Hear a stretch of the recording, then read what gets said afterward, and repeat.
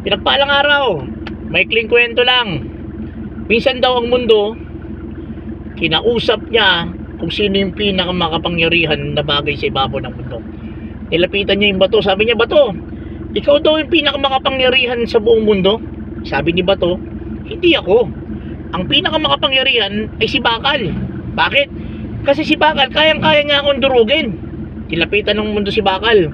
Sabi niya kay Bakal, "Bakal, ikaw daw ang pinakamakapangyarihan na bagay sa buong mundo." Sumagot si Bakal, "Hindi ako. Ang pinakamakapangyarihan na bagay sa buong mundo ay ang apoy." "Bakit?" "Sapagat si apoy kayang-kaya akong tunawin." Nilapitan ng mundo si apoy. Sabi niya, "Apoy, ikaw daw ang pinakamakapangyarihang bagay sa ibabaw ng mundo." Sumagot si apoy, "Hindi ako. Si tubig. Kasi si tubig, pag binuhusan ako, mamamatay ako." Lumapit na naman itong si mundo kay tubig. Sabi niya, "Tubig, ikaw daw ang pinakamakapangyarihan na bagay sa buong mundo." "Hindi ako. Si araw." "Bakit?" "Pag si araw kasi, ininitan ako, mag-evaporate ako." Nilapitan ng mundo si araw. "Araw, ikaw daw ang pinakamakapangyarihan sa buong mundo." Sumagot si araw, "Hindi ako. Si ulap." "Bakit?" "Dahil pag tinakpan ako ni ulap, wala na akong kapangyarihan. Kaya si ulap ang pinakamakapangyarihan sa lahat." Nilapitan ng mundo si ulap. Sabi, "Ulap, ikaw pala ang pinakamakapangyarihan sa buong mundo." Sumagot si ulap, "Hindi ako. Si hangin ang pinakamakapangyarihan." "Bakit?" "Sapagat pag tinulak ako ni hangin, wala na ako, hindi ko alam kung saan ako dadalhin." Lumapit si mundo kay hangin. Sabi ni mundo kay hangin, "Hangin, ikaw pala ang pinakamakapangyarihan na bagay sa buong mundo." Sabi niya, "Hindi ako. Si bundok." "Bakit?" "Sapagat kahit gaano kalakas, pag bumangga ako kay bundok, nawawarak ako, nasira ako, nanghihina ako." Lumapit ang mundo kay bundok. Sabi niya, "Bundok, ikaw pala ang pinakamakapangyarihan sa buong mundo." Sumagot si bundok, "Hindi ako.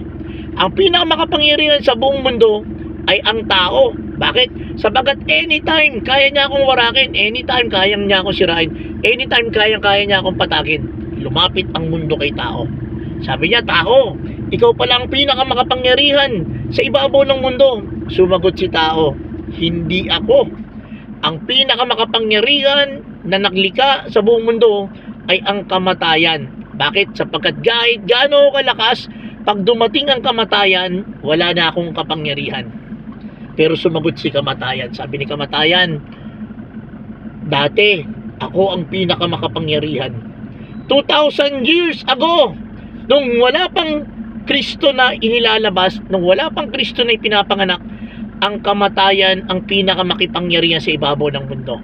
Pero nung ipinanganak ang pangalang Kristo, isang tunay na Diyos na nagkatawang tao, nung pinahirapan, ipinako sa krus, namatay, inilibing, pero sa ikatlong araw na buhay na magmuli ang Kristo na ito. Simula ng araw na yon, nawalan ako ng kapangyarihan.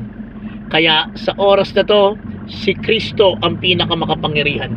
Mga kapatid ko sa pananampalataya, ito yung gustong ipaalala sa atin, na may mga makapangyarihan sa ibabaw ng mundo, pero walang hihigit sa kapangyarihan ni Kristo, na maski ang kamatayan ay tinalo nito. Kapatid ko sa pananampalataya, tinalo ni Jesus ang kamatayan. Bakit? Dahil sabi niya sa John, "Ako ang buhay at muling pagkabuhay.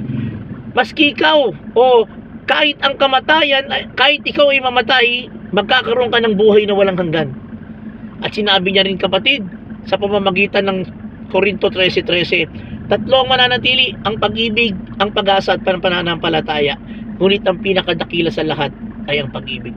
Ang pag-ibig ang pinakamagandang sandata na ibinibigay sa atin ng ating Panginoon.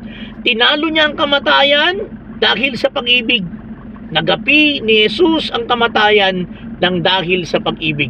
Kaya sabi niya sa John 3:16, "Gayon na lamang ang pag-ibig ng Diyos sa libutan, kaya ibinigay niya ang kanyang bugtong na anak, upang kung sino man ang sumampalataya ay magkaroon ng buhay na walang hanggan." Mga kapatid ko sa pananampalataya, ito yung magandang paalala na may Diyos tayo na ang pangalan niya ay Jesus, na handa tayong yakapin, na handa tayong pakinggan, at handa tayong tulungan sa anuman ating pinagdadaanan. Bago tayo matapos, hayaan mong ipag-pray muna kita. pangalan ng Ama, ng Anak, ng Espiritu. Amen. Dakilang Ama, maraming salamat po sa araw na to, sa pag-aalala mo na may Jesus na pinakamakapangyarihan sa lahat, na may control ng lahat ng bagay, ng nasa lupa, nasa langit, at maski nasa ilalim ng lupa. Panginoon, ikaw na pong bahala. Sinasama namin lahat ng ito na may pagpupulot ko salamat sa matamis na pangalan ni Jesus, aming Panginoon. Amen and amen. Muli-muli po, mula pa rin po sa mga City Police Station, nagpapaalala at sabi, kapit lang, hold the line. Kasama natin ang Diyos. Love you all.